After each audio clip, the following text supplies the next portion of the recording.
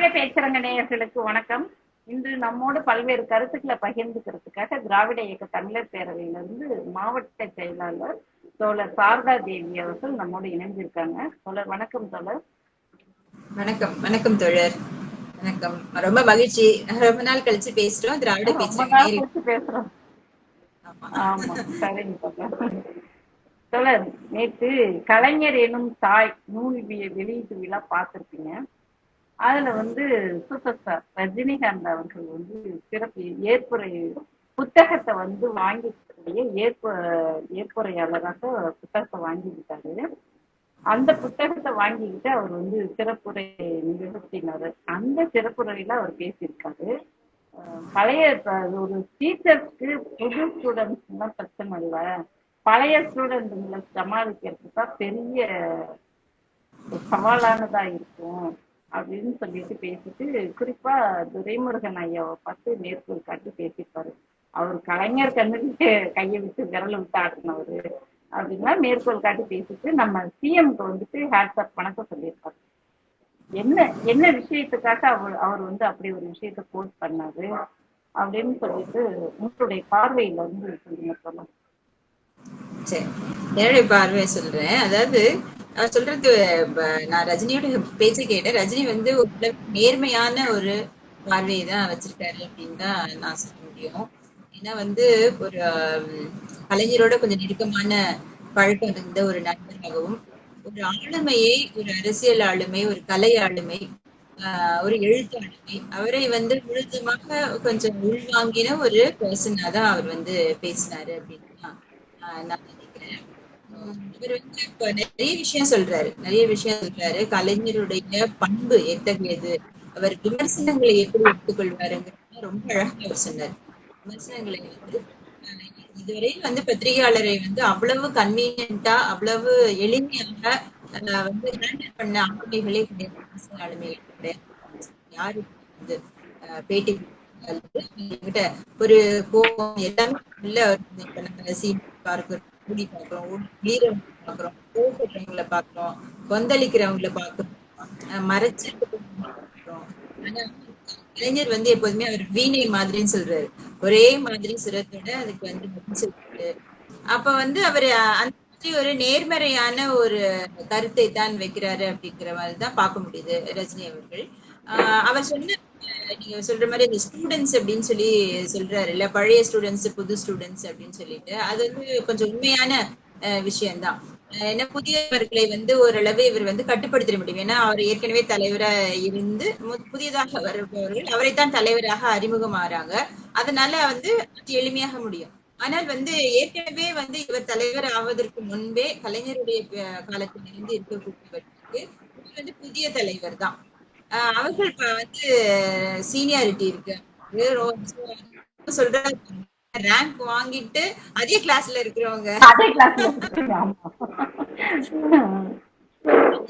நல்ல ஒரு புரிதலோட பேசியிருக்காரு அப்படின்னு சொல்லி அத சொல்றாரு. உண்மையில் அந்த மாதிரியான மூத்தவர்களை வைத்துக்கொண்டு ஒரு கட்சியையும் ஆட்சியையும் நடத்த வேண்டிய ஒரு இடத்தில் ஸ்டாலின் அவர்கள் இருக்கிறது உண்மையில் ஒரு சவாலான ஒரு விஷயம்தான். இன்றைக்குடைய முதலமைச்சருக்கு சவாலான விஷயம்தான்.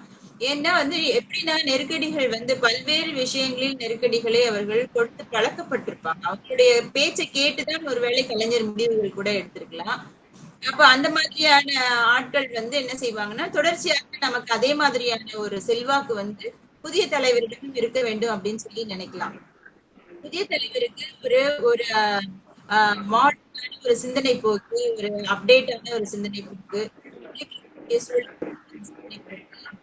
அதை இவர்கள் தங்களுடைய செல்வாக்கினால் அவங்களுக்கான மாற்றுவதற்கு எல்லா விதமான முயற்சிகளையும் செய்வாங்க.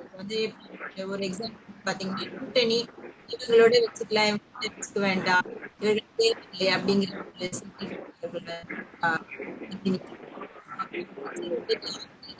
வேண்டும், யாருக்கு கொடுக்கலாம் வேண்டாம் அப்படிங்கிறதுல அவங்க இன்ஃபுளுன்ஸ் செலுத்தலாம். மற்றபடியான திட்டங்கள் எல்லா விஷயத்திலயுமே இந்த முடிவுகள் எடுக்கலாம் எடுக்க வேண்டாம் அப்படிங்கிறதுல எல்லாம் அவர்கள் நியாயமானவர்களுடைய செல்வாக்கை செலுத்த முடியும். அதையெல்லாம் தாண்டிதான் அவர் முதலமைச்சர்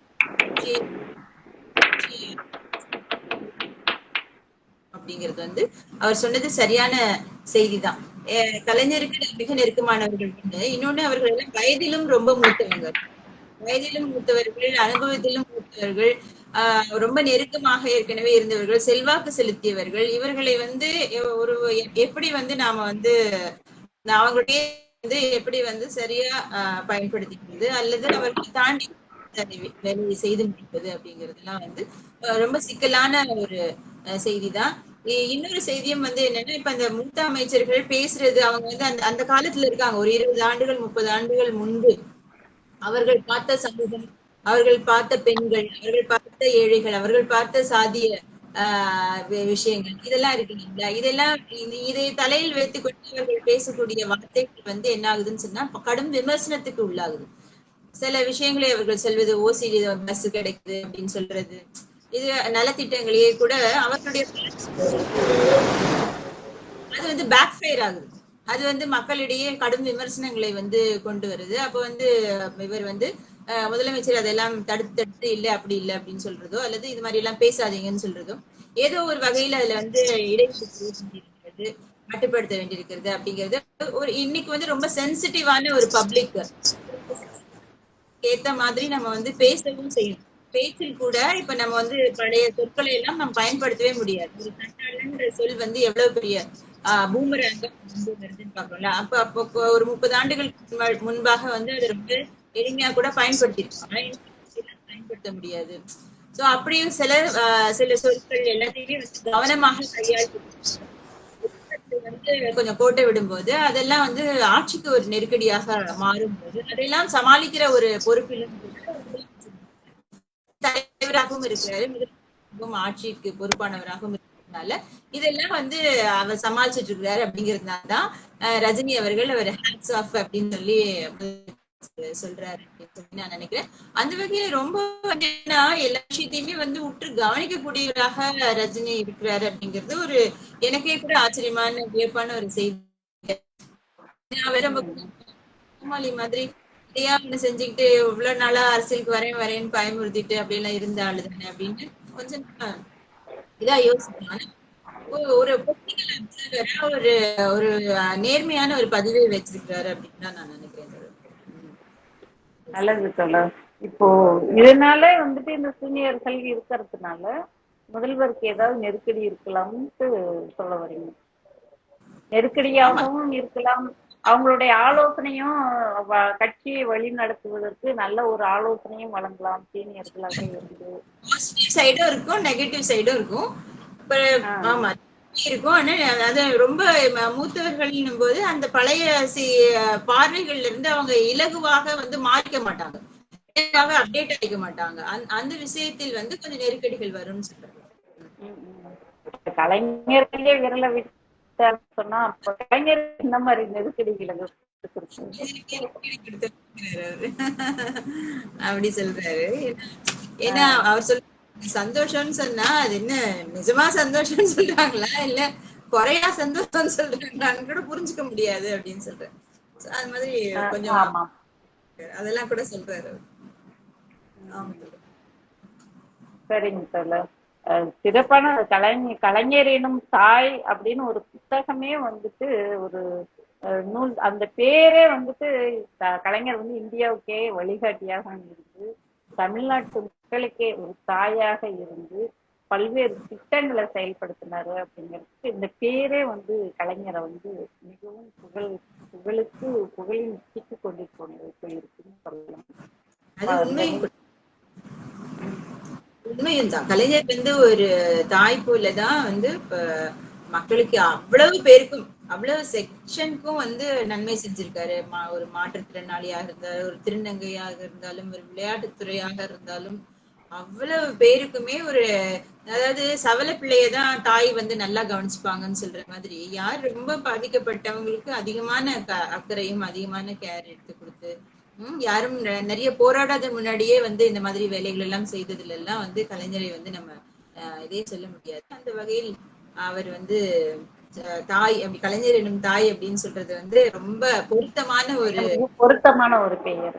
அதுவும் வந்துட்டு பொதுவா அரசியல் கட்சிகள் வாக்கு அரசியல்ல இருக்கிற கட்சிகள் வந்து வாக்கு வந்து கவர் பண்ணி தான் திட்டங்களே அறிவிப்பாங்க. ஆனா அந்த திருநங்கைகளுக்கு அறிவித்த திட்டங்கள் எல்லாம் பார்த்தோம்னா திருநங்கைகள் வந்து மிக மிக குறைவாக இருக்கக்கூடிய மக்கள். அவங்களால பெருசா ஒண்ணும் வாக்கு, ஆனாலும் அந்த மனிதநேயத்தோட அவங்களும் இந்த சமுதாயத்துல சம அந்தஸ்து பெற வேண்டும் என்பதற்காக அவங்களுக்கு பல்வேறு திட்டங்களை அறிவிச்சிருக்காரு. அதெல்லாம் பார்க்கும்போது உண்மையிலேயே ஒரு தாயாகத்தான் இருந்து நம்ம எல்லாம் உண்மைதான். காப்பாற்றணும். உண்மைதான் திருநங்கை தோழர். பெண்களுக்கு எக்கச்சக்கமான திட்டங்கள் அவர் அறிவித்த திட்டங்களாலதான் இன்னைக்கு நம்ம வந்து சமத்துவமா சமூகத்துல இன்னைக்கு வந்துட்டு அந்த திருமண உதவி திட்டமா இருந்தாலும் சரி, வேலை வாய்ப்புல பெண்களுக்கு 30% இடஒதுக்கீடு கொடுத்ததாக இருந்தாலும் சரி, அதே போலதான் உள்ளாட்சியில் பெண்களுக்கு முதல்ல கலைஞர் தான் கொடுத்தாரு 33% இடஒதுக்கீடு. சுழல் நிதி, சுய உதவி குழுக்களை ஆரம்பிச்சு சுழல் நிதி கொடுத்தாரு. இன்னும் ஏராளமான திட்டங்கள் பெண்கள் முன்னேற, சமத்துவ நிலை அடைய அவர்தான் அடித்தளம் இருக்காரு இந்த சமூகத்தை கட்டமைக்கிறதுக்கு. அதனால அவர் உண்மையிலேயே தாயாதான் நமக்கு எல்லாம் இருந்து பாதுகாவலர். சரிங்க சொல்ல மகிழ்ச்சி தோழர், மகிழ்ச்சி. நன்றி சொல்ல நன்றி.